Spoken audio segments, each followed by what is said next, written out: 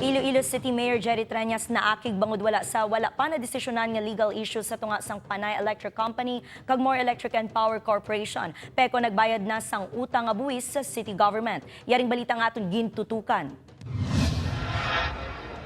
Nagakadula na ang pasensya ni Iloilo City Mayor Jerry Treñas sa korte. Ini matapos nga wala pa sa gihapon madesisyonan ang legal issues sa tunga sang Panay Electric Company kag More Electric and Power Corporation. Suno sa alkalde, kinahanglan nga dasigo ng pagresolba sang kaso bangod nagakaapektuhan na ang syudad. Ano klase nga korte nga hindi ka desisyon? You know, ako niya, I am already exasperated with some courts here. It's about time that they make a decision. One way or the other. Ang bilog nga syudad apektado. Dason nga inagi pang ibad nga korte. Hindi pwede na.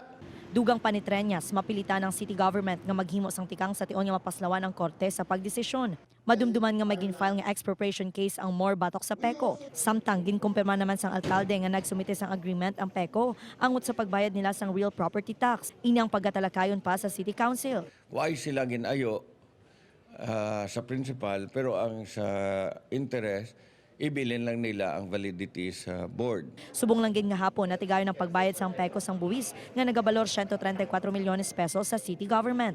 Upod ka Romel Porquia, Zen Kilantang, One Western Visayas.